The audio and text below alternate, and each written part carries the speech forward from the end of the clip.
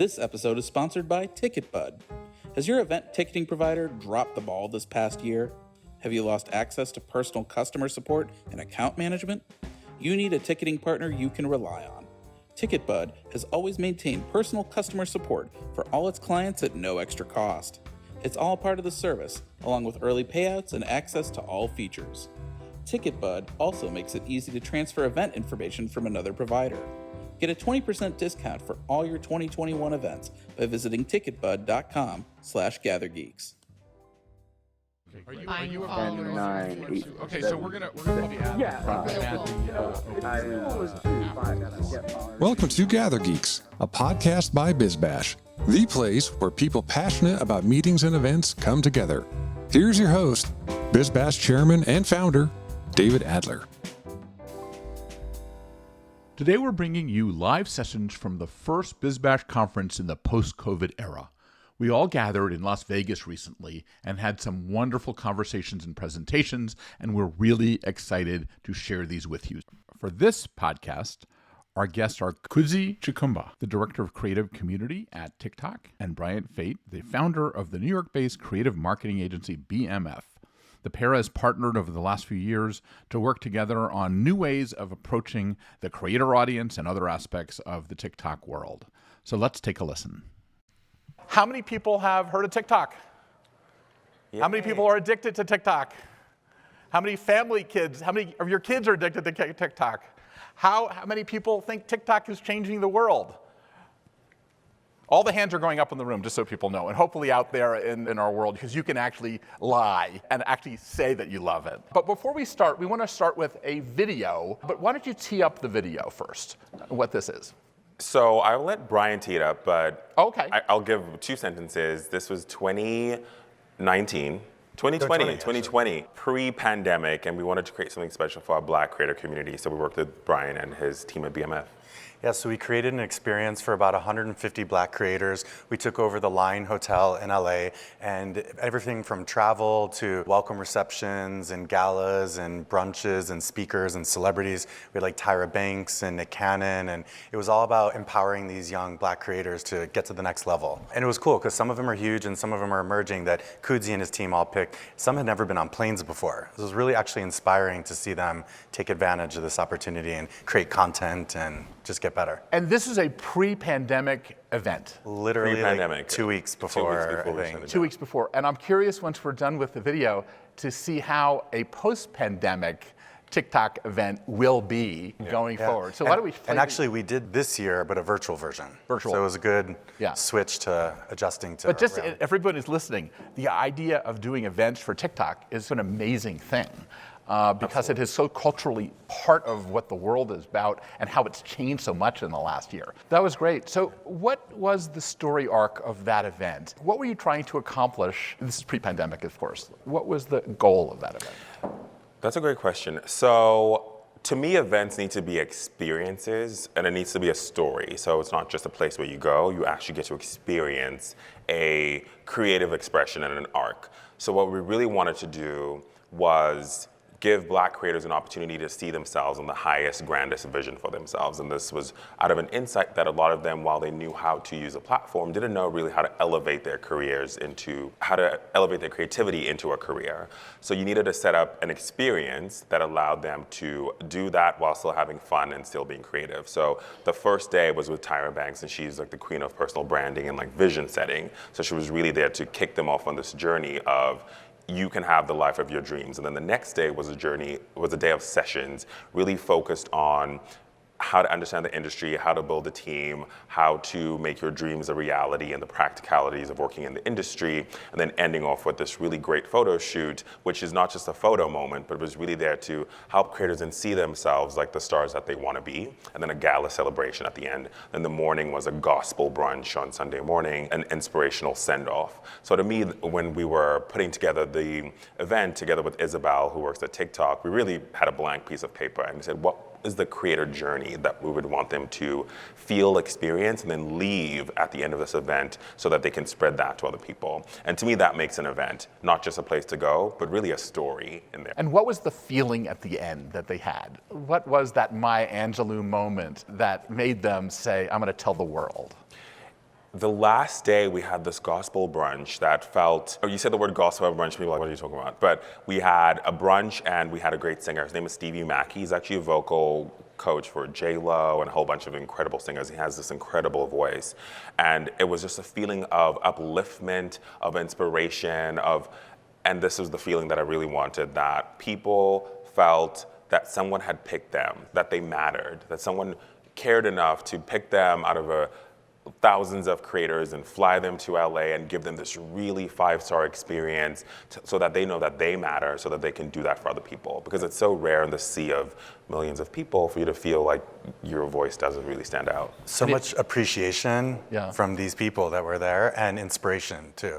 I was so inspired watching these kids like just creating content like out of the blue in the hotel lobby. They just get so creative, and it's when I grew up, I was so younger, and Steven Spielberg on the other side of the TV at the Oscars was like, how am I going to get there? It's TikTok allows these people to be themselves and be stars and authentic. That's like the overarching word, I think, too. But you also said that you want to embody the app, and that you did that, it sounds like, in this event to make everybody feel like they were, having lots of followers and they were part of the whole thing.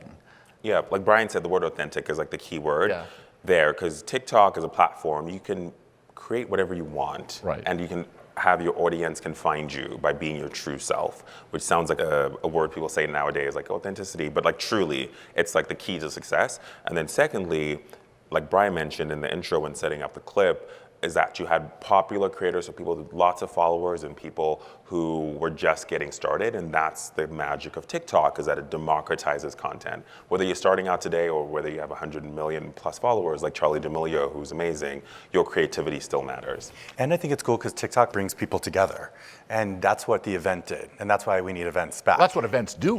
It's like we did a virtual version this year and we made the best of it and it was awesome, but there's nothing to replace like everyone mingling and sharing their learnings with each other, and that was just like a lot of magic. Brian, I've dealt with your company for years, and you've become a specialist in matching music as a passion point. How important is music in everything that you do in terms of this event itself? Like, why is music so powerful in event creation? Yeah, so at BMF, the company I started almost 20 years ago, which is crazy, wow. I always wanted to be in the music business, and Clive Davis is my idol, and we, at the beginning, were working for record labels connecting artists to brands, but then it turned into us working for brands and creating experiences. But it's so much fun when music is part of our events, and we try to integrate it whenever possible, because it's just what brings people together, makes people happy, and we just always booking DJs, booking performers, whatever possible. And one of the cool things about this particular event is TikTok's always breaking artists, and so Isabel, his colleague, booked Doja Cat to perform. So I literally didn't even know her yet, and then the next week she's like #1 in the country. So that was a very special experience to have her at our event, and it's like those moments that make them unforgettable, and you look back and you're like, or even like we had Lady Gaga at our music lounge in Miami, her first performance ever. So we've been able to help discovering them, you've got a nose for that. Yeah, and people will never forget that they saw Lady Gaga in her first performance ever, or Doja Cat in her first, so it's a special moment memory. What has TikTok done to culture in terms of relating it to events? It has changed everything, in my opinion, in terms of attention spans and what engages people. Can you deconstruct it a bit and tell? Yeah, it's interesting what it is. Because TikTok is still a baby. It's 3 years old, and it's had this impactful shift in culture. And what TikTok is, it's a entertainment platform. It's driven by community and it's shaping culture. And anyone on the platform can create and find an audience, and anyone can watch videos and find videos that they love, because the recommendation system is matching videos to your interests. So it's really an entertainment platform. And then what it did is people had been using it for a comedy and dancing and living their fun, creative lives. And in 2020, there was this, I was gonna say this big shift, it's called the pandemic. There was this thing called the COVID-19 pandemic, and people were at home and they spent a lot of time at home. So people who had heard of TikTok now had a chance to try it. We were all busy before, now we're at home, so let's try it. And then there was this transcending of culture and age. Not only high school students and college students, but their parents and grandparents were all using TikTok. There was a lot of how the content was not only entertaining, but it was also what I call nutritious content. So learning and cooking and exercise and all the things that we all had to do at home. And what that did is it created all these new trends around food culture. So food TikTok is big. So when I think of events of the future, because it's TikTok, we actually haven't had that many events pre-pandemic because TikTok was really young. But now if you think about what F&B should you have at your event, if you really want to be cool, you want to get the latest like TikTok trending recipes and drinks and things that people are using. If you want to do what activation will make people happy, bring one of those TikTok trends to life so that when people go there, they know something that's cool on the internet that they're doing. Even I was thinking, talent, like who should you have perform, who should you have make appearances, like all of those new TikTok stars and voices are really where my mind goes when I think of the rest of the year in 2021. And what's really cool too is TikTok is evolving and there's new features and time lengths of videos so it can adjust to provide even a better resource for teaching people cool stuff. I personally love the food stuff the best, yeah. But imagine though, at an event, you're creating so many stars that just inviting somebody that's a TikTok star to your local event is actually a big deal now. Oh yeah, like movie stars don't matter as much Movie stars anymore. don't matter. Okay. So. The TikTok stars are much more engaging. Are they, when they walk into a room at an event, they're recognized now, correct? They are. I see a lot of their videos when they go to places. It's only now. We're living history. We're doing it right now. So I think there was the year of TikTok of 2020, we were all at home, so no one was going anywhere. There were no meet and greets. There was nowhere to see it, but I'm starting to see creators now go to Disneyland or go to the grocery store and they're getting all of these like pictures and autographs and people are actually stopping them because they've really gotten this feeling that they know them through the app, through all of this time that they were at home. So I think it'll only continue and it's so encouraging. Do you think that at events, people are going to be creating more TikToks as opposed to just the Instagram pictures now? It's going to be actually little mini performances? I mean, there's crazy things happening where everyone's creating TikToks at events as opposed to just taking a picture of a beautiful Instagram thing. Instead of an Instagram moment, there's a TikTok moment. For sure, I think so. I think the dancing alone, people would love to dance at events and they love to dance in front of like beautiful things and activation, so yes, but there's also I'm seeing a lot of vlogging. You would see on other platforms, you would see people do like a recap video. I think you can have the TikTok version of that, which does really well. Specifically in travel, exploration, adventure, there's a lot of that. I have a really cool hotel suite that I was upgraded to. Hotel room tours are really big, yes. At the Red Rock. Did you do a TikTok on that today yet? It's coming. Okay, good. I'm We'll doing a watch voiceover. that. But Brian, I know you, when you're thinking of events, how are you thinking of incorporating TikTok capture? Especially just creating moments for people to be creative. And really that's it. Like not really Instagrammable moments anymore, more just like authentic fun. And if they do it on site, great, and they might edit it and do it at home afterwards as well. Right. But it feels like the platform allows them to be even more creative than just I'm bragging that I'm here. They can get really creative with the editing features and the music integration and things like that. One thing I've noticed about your practice is that a lot of the old boring brands are now deciding to be hipper, like Colgate and things like that. Are you going to put in a TikTok strategy around events you would do for them? Yeah, absolutely. We actually at BMF have a white paper on how to work with TikTok. We call it the TikTok cheat sheet. Okay, how do we do it? I'll send it to you. Email me. Anybody that wants it. Yeah, wherever. Email me and then I'll send it. But yeah, we're definitely, especially for the right brands, and really it's becoming almost every brand, how do we create moments and environments that are share worthy? And TikTok is the most important one. Obviously there's Instagram too, but. Where is the Instagram TikTok battle? Is it a battle or is it just they're going to coexist? I think they coexist. Okay. Yeah, I think people can express themselves in a variety of ways. Right. I think some people still want a picture. I still take pictures. I want the picture of the thing, but I also want the video. I think it's about the type of expression that you want to do. And do you think that brand strategies, though, have to have it? Gary Vaynerchuk has spoke BizBash, and I've been listening to his podcast, and he's talking about every major brand has to have a TikTok strategy. Because that's the way you introduce stuff now. That's what blows up if you really let it blow up. And you're dealing with brands all the time. We were even meeting yesterday with Alex Acuna, who does PR for the hotel, and he was telling us about the hotel's brand strategy for TikTok. Even going into like the kitchen to the guys making cake and guy girl, and then just having fun with that. Like maybe it's a food educational TikTok. Right. They weren't even talking about Instagram and all that. The kids, the young people, even the adults now, they're coming to Vegas, and the TikTok is helping them reach them in more fun ways, I think. So a few years ago at my speeches, I would show TikTok in the kitchen and people cooking, and everyone says, oh, that's just for the kids. the data is no longer that. This is a mass audience of everybody, right? Yeah, without getting into the numbers specifically, TikTok truly transcends generations. I don't know if y'all, who your favorite accounts are, but there's a creator, Ross Smith, and his grandma is always on there, who I really love, and Tabitha Brown was a great creator who broke out in 2020, and she's an actress who's been acting for 20 years. But you also have the college student and the high school student.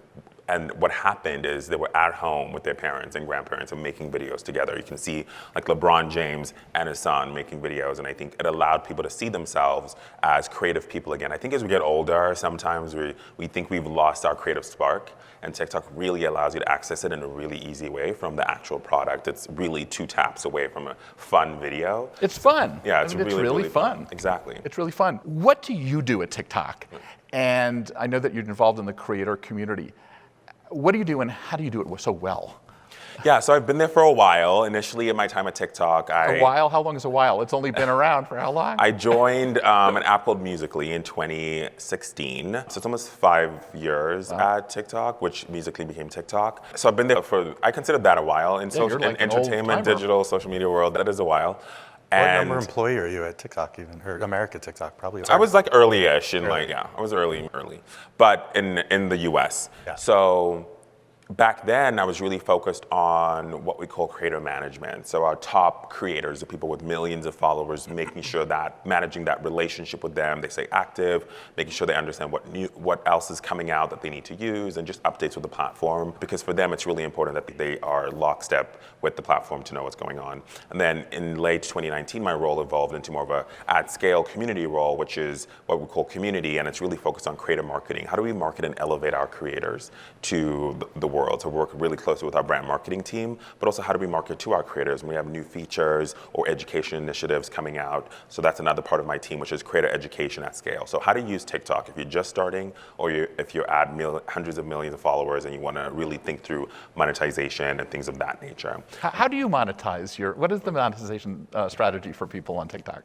Yeah, it's still early days. Right now, there's a number of ways. There's a TikTok Creator Fund where you can be rewarded for your video views. There's also gifting through live streaming and a TikTok Creator Marketplace, which is still in beta. It's a platform to connect brands with creators, but making sure that those creators that do want to create full-time or make a livelihood from TikTok, that they can do that is And can you make a livelihood from TikTok? Some creators... At like what point are you transitioning from this is fun to, oh my God, this is my job? It just depends on the creator. I spend a lot of time talking to creators. So the other part of my job is I have creator office hours where I talk to creators and a group of them. And you give them the advice? No, they actually tell me what's going on. Okay. I'm just like listening. I want to know what's happening. And from there, you can learn why creators create. For some people, it's just for fun. Like it's just a creative outlet. For some people, it's a community. For some people, it's to make a livelihood from it. So that place where you make a livelihood from TikTok is not it depends on the person, but there's a great creator. Her name is Michaela Negrera. She is the beauty queen of the moment, and everyone's obsessed with her, and she can put a product and it'll sell out immediately. But she left her job at a beauty retailer and now just does TikTok full time. For her, it's about her full life, so she can pay her rent and all her other bills and have extra money. For some people, it's just like a little bit extra cash. So I think it depends. At what point does TikTok program help event organizers so they can actually do everything from I'm going to have an event and start their event to actually having their event and making it part of the event cycle? Do you see that happening? Yeah, I'll pass that one to Brian. Yeah, I think all of us event organizers are thinking about like amplification, because nowadays it's not just about who attends your event, and it's not just about Instagram, it's TikTok, and really even a step further, like how do you invite people who are not there to physically, like, or just not physically, but to be there and part of it. So maybe via microsites that we would build out, which we just did for the virtual version of the Make Black History Summit. So yeah, as we design the events, we're thinking about like, how are we going to get the word out and amplify? But it is a distribution channel. Oh, to absolutely. Let people know about consumer events. No, it's the cool distribution channel. And especially like for brands, they're just thinking like, how do I get on it? How do I create trends on it? How do I become the next Ocean Spray on it? So it's top of mind, especially for anyone trying to, even though it does transcend all ages, but certainly if anyone's going after like millennial, Gen Z or anything like that. And is the impact of it, how do you know that it's impactful for a brand? Is it instant, or you also have monetization for advertising too? right? Can you buy your way in? Yeah, so not really my realm, but we have TikTok for Business, which is our advertising platform for brands wanting to advertise on TikTok, and they can do that in a number of ways, including videos, there's hashtag challenges and things of that nature. So if you open TikTok, you may see some ads in your For You feed, or like a big ad when you open the platform. So they can do that too. And that's all, it's like an ad platform, so it's all measurable. I think if you're going from the organic side, it's really about creating that connection to real users through real content, and you can find some, particularly brands where you can see the thing, where it's like makeup or it's food or DIY or things of that nature. They sell out of products from one viral video. One viral, yeah. Because it can just be like the lipstick that everyone has to use. What is the secret of somebody marketing something on tech that makes it so engaging? And I know that's an impossible question to answer, but what do you think as a brand, a marketer, or as like, why does it sell out like that? Are you matching the right brand to the product? Or is it the presentation? Is it the addition of music? Is it the casualness? Is it the lack of script? I don't know. What is it? Again, I'll just insert one word. It's authenticity. Authenticity. Like Still going back to that. Yeah, literally. Like that's the key phrase of the whole platform. But how do you script authenticity? Go ahead, do that. Oh, no, I'd love to hear your take. I think about this way too much, so yeah. I have a lot of thoughts, but. No, you really have to be clever about it. You can't be forced and cheesy and too corporate or brand heavy. You really have to offer somebody a laugh or a usefulness, and you have to keep it real. Because the minute they start to see like this fake, and that's not what that platform's about. Yeah, I would say people ask all the time, what's trending? They ask me this question. What's trending? Right. What should I do? And I always say this answer, which makes them mad. I'm like, open the app. Just watch it. Just watch the app for a couple of days, and you'll be fine. You'll know exactly what the community is like loving and feeling.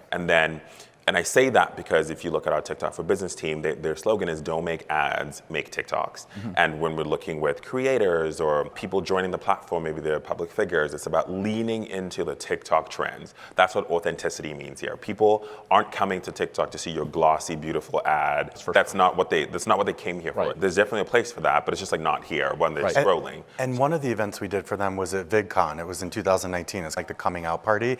And it was that. It wasn't about a glossy party. We took over Bowmore lanes. We took over some of the lanes and brought the trends to life. So we did the Gummy Bear lane, we did the Old Town Road lane, the Mirror Challenge, and literally like 3 lanes of 10,000 gummy bears, from big ones to small ones. There's a lot of production that went into that. We did have music, we had Ty Dolla $ign perform, but it was just about being fun. And then the kids came in and they had a good time and they created content. So just when you translate all that into events, it's about being authentic, cool, chill, a good experience, all that stuff. But how do you know when you're authentic too late? Find an audience, because it's like of the moment. And some trends last a long time, and some are like which shorter. ones are still cooking? I think anything that has to do, and it's not really a trend, it's more of a format, what people call a transition format, where it's pre-post and you switch at the drop of a beat. You can do that for like big makeovers or big room reveal. If you're doing an event, this is for those listening, I would do like a sweep of the room, pre it being like done up, and then on the transition beat, like you could switch to like before and after type before and after. Yeah. Like the features on TikTok are so much more sophisticated than the other platforms. So like the videos are just so much more interesting when you're like capturing the event stuff. I just have to say that because like they really are. It makes a big difference. So do you know the ones that you would recommend to our audience? Yeah, I love anything with the green screen feature. There's a bunch of green screen features. Tell us what that means to someone that That's a good question. Green screen was like old school. Remember back in the day, if you wanted to superimpose something, you would have an actual green screen cloth, and you would film in front of it, and then you would put it to the editing people, they would add it in. Right. You could do that in one tap on TikTok. You press record, click effects, green screen, and you can put any picture, any video. Green screen can be in like part of the video, and it can move in the video. And I think what that allows you to do is have multi-dimensional layered videos really quickly without all of the production techniques that have maybe what would take you a few hours takes you 30 seconds, which is really cool. And I would say that's the power of editing. So green screen for sure. I would also look at just like going through the feed, what's trending is really important, because you can hear in terms of not only songs, but sounds, like what sounds are trending, what are people liking. There's a lot of people following each other, they do the music together, and you can create all the things. A friend of mine did one where he put a cake, he took a glass and put it on top of a cake, and it's 2.5 million views in 2 days. Glass on a cake? Like taking drink the glass cake. and pulling and pushing it into the cake, and the cake comes to the glass. Right. And evidently, it was the hottest trend of the moment. 2.5 million views, That's wild. 300,000 comments. That's wild. In a 2-week Well, period. the volume of creation is staggering. I don't even know the exact numbers. I know it's in the millions per day. Yeah. The body of work that's coming out and how creative people are, it's really inspiring. And is that going to, I'm going back to the same question a little bit, inspire event design too? All of these things. You're going to project TikToks, you're going to use the decor. Yeah, when we design an event, when we get the great opportunity to work for TikTok, we're definitely, it's got to be the right colors, it's got to feel right, it's got to be cool, like all of that. Let's go back to imagining what will a great TikTok event look like when you're able to do like the big whatever event you're going to do. It's got to be crazy, right?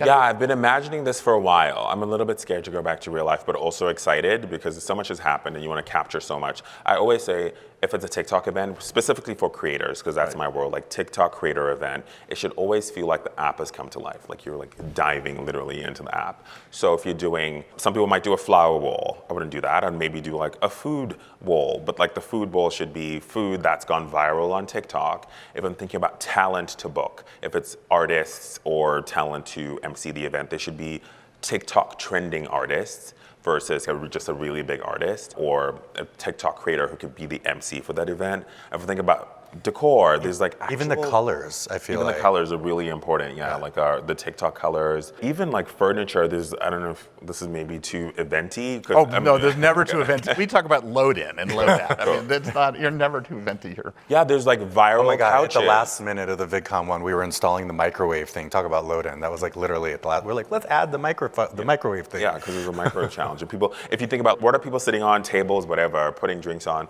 I think there's like viral TikTok furniture, which is like the thing that everyone's, I need to buy this chair or this couch. Things like that I think would be so important to incorporate into a true TikTok event. What's going to be the event that we just saw pre-pandemic? What's that event going to look like post-pandemic? Anything different, or would you do it the same way? No, I'm still dreaming that one up. I think in terms of talent, in terms of artists and celebrities, that part's easy. I think you just go with who's the most, a lot more of them have leaned in now, so that part's good. I would say from the actual, I think of the creators themselves, a lot of those creators were like comedy, kind of dance creators. There's like a whole new wave of creators. I actually think we're gonna do, in my mind, I don't wanna give too much away, I think some live demonstration stuff, because now there's a lot more DIY food, so I'd love to bring that to life in a really cool way. And what do the people do? What is the interaction? I call event organizers collaboration artists as opposed to event organizers now. But when they get into the room, how are you going to engage them? I know that in the old days, the people on Twitter had food stations and you had 130 seconds to go from one food station to the next. What kinds of things would engage them? And what do you use when you're thinking about this all the time for all your different clients? Yeah. It's not about the decor. No, but Alone. maybe activities. I don't know, thinking about the trends. How do you bring the trends to life and incorporate it into all the aspects of the event? So they're just going to love that because it's going to feel like the app got brought to life. And that's what they want to have I would happen. have bet at bar mitzvahs and social events, TikTok stuff is going to be like It's gonna be wild. the TikTok Family. booth. Yeah, for is sure. going to be unbelievable. Yeah, there's no more let me share on Instagram. It's going to be shared on TikTok and stuff like that. And so how do you, the creator thing, everyone's a creator, right? How do you approach the idea of dealing with your creators now? What do they ask you? What have you learned from them recently? This is real time. Right. Last week, what did you learn from the creators that you talked to? Oh, what happened last week? The days are quick, the weeks are fast. Everyone is a creator, like you said, and that's always our starting point. Whether you are the most famous person in the world, or you're just getting started, or you're like a new brand, or even if is BMF on TikTok? Yes. Okay. Even if you're a company, agency that we work with, everyone can be a creator. And I think the one thing, and I always try to understand creator empathy, because I'm a creator myself. So I think it helps my life be easier of knowing why do people create. It's not only for money. It's like fame, community, self-expression, joy, just a place. Why do you create? I create just for creativity. I think I spend so much of my life in dashboards and worksheets and meetings that my outlet for joy. You know how some people go and will bake a cake or will play golf? For me, it's I'll go make a video. I make videos on candles. I'm Sir Candleman on TikTok, and I review luxury candles for fun. And You it's luxury, that's great. Yeah, and it's just for fun. What's the hot candle? Ooh. What is the hot candle? Oh, the new hot brand of candles is called Boy Smells. I don't know if you all tried it, but it's the hottest new candle line. It's really good. What does it do besides? No, but it's just beautiful branding. I think this generation loves really pretty things, and it's old school candles, not old school, was like really crisp, kind of white with a nice label, like really Candles school are having a moment as well because people are at home.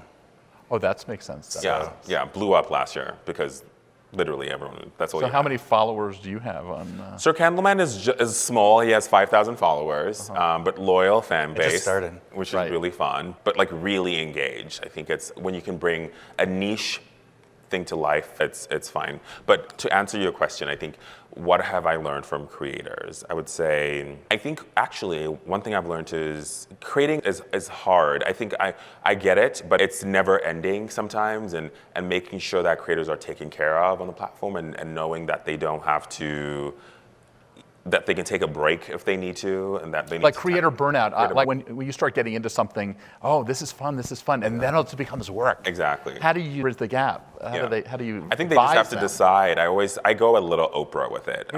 Okay, go Oprah with it. I'm always like, who do you want to be and why? I go there. So if it's just for fun, then just take a break if you need to take a break. But if it's your business, then you have to be consistent. And then in order to do that, to alleviate the pressure, you need a content calendar and content strategy. That way you can crank out 5 videos on Sunday that you like release throughout the week. What is a good content strategy for somebody that wants to do this? Like how often should you be posting? That's a great question. That's one that I'm asked all the time. And it's the answer that I give is the one that people don't like, which is it depends. It depends. I hate it depends. It's the worst answer. I really think it depends. Some creators are making really intricate reality show type videos that require so much work. It literally takes them 10 hours to film this 1-minute video. They do one a week. For some people, they are just having fun and like shooting their parents, doing crazy stuff, and they can crank them out. I think it's about what do you want, who is your audience, and how engaged are they with your content, and can you survive on one a week, or do you need multiple a day? Do you know there's these creator houses in LA? Oh, tell us about the creator live? houses. Actually, we just did an event for Netflix because Netflix is going to be airing a show about the Hype House, which is one of the bigger ones. But yeah, these younger people like live in a house and create, and they inspire each other, and they just have huge followings. It's hilarious. It's a whole. What does that look like? I don't know how many there are, like 20 or something. Well, what does it look like in terms of? It sounds like it's too much fun to get work done. They're working. they're working hard. Fun is work. Like creativity and content is their job and pays the bills. It's like a frat house in a way, but maybe not as wild. But it's where they live and they make their money and they create. It's a phenomenon. And what is the lifespan of living in a creator house before you want to go? I don't know, and how you stay in all it, or you new. getting kicked out. And we'll find out on the show. I don't know. Find out. Brian, talk about the attention span of people today. You've been doing events for a long time, and it shifted dramatically. And I think TikTok and Instagram and all that have changed it. What is happening? How long? We're sitting here for. This is like a huge amount of time. Yeah. People make a point in 30 seconds. Yeah. What is the attention span of people? It's so short, right? But the good thing when you go to an event, usually there for an hour or 2 or 3 or whatever, so you got to have a lot to do. No lines at bars. No lines at bars. Is that the number one rule? Yeah, and keep it moving. Just like Or have entertainment in the lines. 100%, different types of entertainment and different moments for people to explore and not get bored, and to be inspired to create content. Yeah, because do people get bitchy when they're bored, right? Yeah, we are so mindful of the consumer experience, especially in a Kudzi TikTok event. It really needs to be a good reflection. What's the number one thing you look for in a consumer behavioral thing at an event? Like, where does your blood pressure go crazy? Like no lines at bars. But I think if people have their phones out, then it shows you they're having fun and they're inspired. You know, that's like a good indication you're having a good time. Phones up in the air in front of the music performance, stuff like that. We have some questions that I want to get to for both of you. How has tech changed culture in the last year? What makes it engaging? I think I've already asked you that one, but let's go on to other ones. What should be your TikTok strategy? You're an event. What do you do first for TikTok? If you have an event, let's say you're having a consumer event. For them as a client. For them as a client. What do you do? What is the first thing you do? Do you do an intro video? What did you do as an agency if you're pitching the business? Well, like, what do you advise we'll answer an people to do? RFP. They're very rigorous about how you get business there. What's the first question in an RFP today about? What? Like you get an RFP for something and you're recommending TikTok. What strategy is the thing that, I know it depends. Oh yeah, no. Give us the broad stroke. No, if it's for a client that we're working on, like a Colgate or something like that, we just have to dive into the RFP and think about what is it that we're trying to get, like content from the event, or is it after? Is it digital? So it just depends. If it's TikTok, then we just try to put forward the best creativity possible that feels authentic to the app. That's the most important thing. Do not give them a proposal that does not feel authentic to the app. Make sure the app, and because they're very mindful of that. Do you do your TikTok strategy or your Instagram strategy before you walk in the door, or you do collect all the content and then do it immediately after? Do you do it live on site?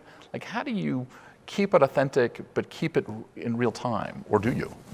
It just depends, and it's really about empowering the attendees to create content. We're not necessarily creating it. We just want to create the good vibes and the atmosphere and the moments for them to want to create and share and stuff. If we're thinking, to add on to that question, if we're thinking it's a TikTok creator event and we're thinking about how to capture it on TikTok, the key, I think, is to, again, open the app, what's trending, and you can pre-set up your video shots. Opening up that day. The week before. The week before. Yeah, just to be in the mix of what's happening. In a week, I mean, trends don't Yeah, they don't. Yeah, some are really fast, but for the most part, they'll be there for a couple days, and the formats are generally the same, and people will engage with you if you're on feels like TikTok. So you can set up your shots and the videos that you want to do ahead of time, so that on site you're just capturing and posting. Is it okay to mimic the trend if you're a brand? Or when they have these songs that everybody seems to be doing everywhere on TikTok? Is it for a brand to mimic, is it okay? Or do you have to be original? I think if you add a spin to it, and again, authentic, but don't look cheesy, you can jump in on the action, but you can also create your own thing, obviously. And that's better, I assume. Yeah, but that's also like lightning in a bottle to some. You can't just buy that. Yeah. What do you think, in the last couple of minutes, where are we going? We've done this much in a year. What the hell is going to happen in the next couple of years? Do you have any thoughts? I mean, you're thinking about this all the time. Right. You probably are so in the weeds, though, that it's hard to see it. But if you take yourself out and say, okay, what could this be next year? We're all still recovering, but truly. But you've been thinking about it. But I've been thinking about it. So what I loved about virtual, which I know you didn't love, or maybe you did, I don't know. But debate. As a platform, we're all about democratizing content. So making sure that everyone feels that they can be successful or be seen or be creative. And historically, Creator World events were focused on what I call the cool kids, like LA and New York. What virtual allowed us to do was really connect with people across the country, because you could go as far, as wide as you wanted, because people don't need to fly in, it doesn't cost that much. So what it allowed us to do was to reach more people. So think about, we're going to go back to IRL, and you mostly focus on larger cities. But what I'm excited to see is a combination between That's the future. IRL and virtual. And that's giving people who may not be able to go an opportunity to see. Yeah, it's more efficient, but it allows access to more people. We did an event for Benefit Cosmetics, 22 languages, 80,000 people. That's insane. A lot. We're still, I think they're going to want to go back to the physical, 500,000 people, but what's the opportunity for those not attending? And what about the live versus the posts, the regular posts, the whole live TikTok? Is that future going to be bigger than even what we're seeing now? Absolutely, and that's going to be that combo of stream it live, but experience it now, and have some people on the ground, some people can experience it from afar. It's a bit different though now, because they're a household name. When we started, it was like baby cool, emerging vibes. The comments are really interesting. The commenting, when we did this 2.5 million person post, the comments on every word everyone said in it, they overanalyze everything. What's the story with that? I think it's like a two-screen experience. I spend more time kind of reading comments and watching the video sometimes, because it's more entertainment. Yes, I feel like people feel they can also be creative via text in comments. But 230,000 comments? That's a lot of comments. It's a lot. People are engaged. They're leaned in. You talk about short attention spans. People I think they actually have long attention spans with a lot of things that are interesting to them. But the scale is huge. That number is bonkers. It's unbelievable. Yeah. It blew my mind. Brian, any final comments? Thank you. Oh, you're welcome. It's been great to be here at the Red Rock and everything. Great. Thank we you. love doing this in real time. Yeah. We don't know what's going to happen. The story arc is what's next. It's so and fun. We don't even know. We have not a clue. In a year, and all those new features too. I think that's going to define how the platform changes what it means to us. So if anybody wants to be a partner, or should they contact you? Yeah, they can contact me. I can make sure they contact the right people. An agency. Go through Brian. Go to Brian. What's your email address? Brian@bmfmedia.com. Brian@wearebmf.com too. We are works. BMF. Okay. Brian with an I. And are you allowing people to connect? They can find me on LinkedIn. Okay, good. Yeah, Kudzi Chikumbu. You can find me there. Thank you so much. Thank you. This has been really fantastic, and it's so exciting to be part of the future. So Thank you so much for having us. This is so good. thank you. Thank you. Thanks for listening to today's episode. If you like what you're hearing, be sure to subscribe to the podcast on iTunes or your favorite podcast app. We can be found on iTunes, Stitcher, SoundCloud, Player FM, Google Play, and Pocket Cast. Be sure to leave us a rating and review. It helps others discover the Gather Geeks podcast. We'd also love to hear from you. You can leave feedback on Twitter @GatherGeeks or leave us an email, gathergeeks@bizbash.com. We hope you'll join us again for the next episode of Gather Geeks. Until then, gather on.